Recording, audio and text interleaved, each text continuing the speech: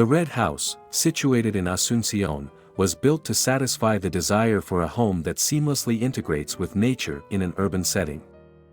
With this objective in mind, the house was strategically designed to respect and work around existing trees, effortlessly blending the construction's materials with the surrounding natural environment, resulting in an enhanced and picturesque landscape.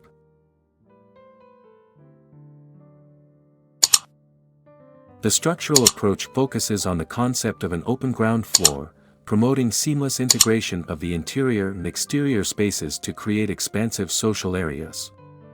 Our design incorporated specific structural elements, such as the street-facing screen, which played a key role in directing the flow of the house towards the patio.